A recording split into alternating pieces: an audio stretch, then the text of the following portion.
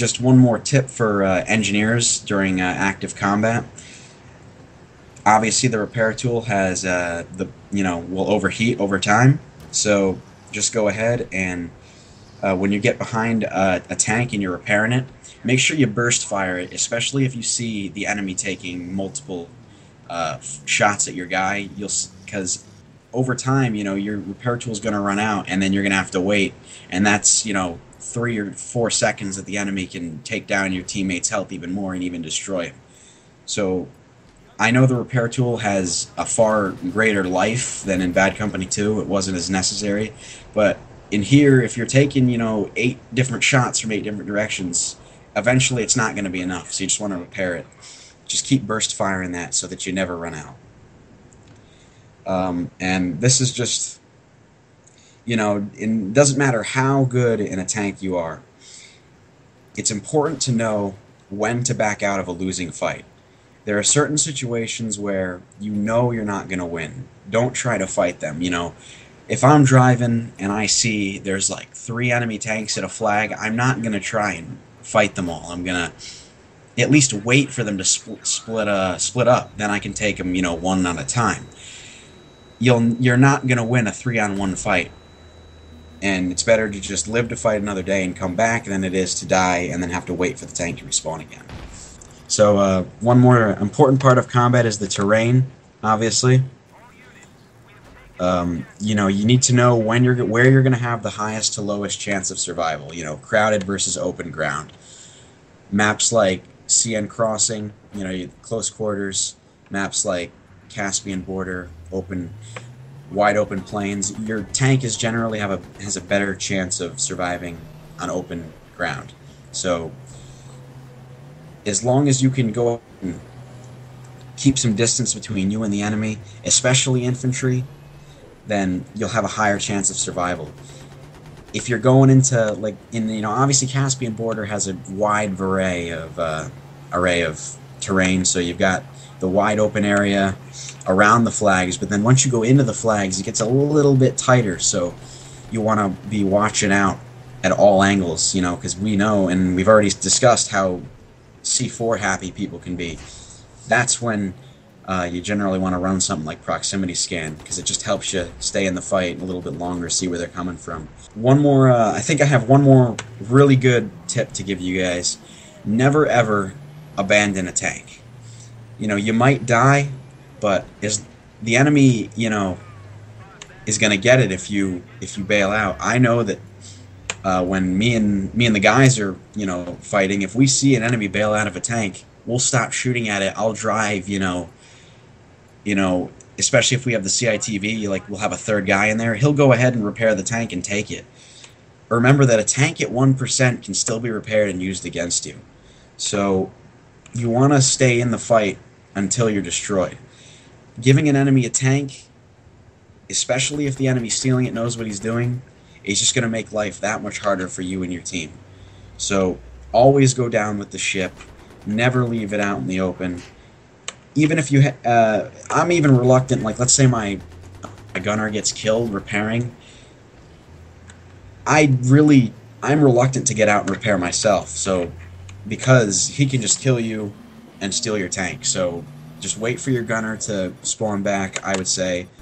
And if you go down, so be it. It's not that bad. You can it'll respawn again, but it better it be destroyed than it fall into the hands of the enemy. I pretty much agreed with everything you've said up until now, but as far as my opinion goes, is that whenever you're getting into a tank battle and you're getting low, about when that tank is going to reload and fire that last shot that is going to take you out, and most of the time those people are going to keep on firing no matter what. And so I find that it is a lot easier to just go ahead and bail out, but getting your timing though is what takes a lot of practice as far as trying to decide, because yes, I understand where you're coming from, because I've been in a lot of those games with you where we've been able to steal the tanks and the LAVs or whatever, and a lot of those times those people bailed way too early and their timing was just off. But I feel like if you can practice and get used to the timing and know, whenever you're facing a tank and know that you're about to lose, you don't have to either give up the tank or die. I believe a lot of times you can get out and try to get to cover, and the tank will be focused on the tank and not you running away most of the time. So, I guess that's just a matter of opinion right there. Yeah, I mean there are chances. I remember, if you remember in Bad Company 2, there are certain weapons that your tank could get hit with, and it'll go to 0%, and then you have that 3 seconds to bail out. And that's even though that isn't present here, I guess you can get away with that. What I notice is that oftentimes if I still have that impulse to bail out, I want to, and even if I do, sometimes it's just too late, because obviously if you bail out, the explosion from the tank will still kill you. But if you can time it right, I suppose you can get away with living. But me personally, I wouldn't abandon a tank. All right, so before we head out, what are your perks? What are your setup for your tank? Depending on the situation, again, oftentimes we like to combine perks. If I'm driving, I'll generally run reactive armor, and my gunner will use proximity scan. But when I'm alone, I generally will prefer, well, the few times that I'm alone, I'll generally prefer the proximity scan over reactive armor, because if you can stop them before they get a shot off at you or C4 you, you don't really need it as much. But so that's my first perk.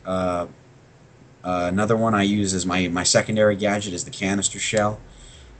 Basically a tank shotgun. I just think that it's a great follow-up to your main weapon if you're firing infantry, and also it can be pretty effective if you're going from target to target. You shoot an infantry guy with your regular shell, switch over to his buddy, switch to the canister, and then fire that away.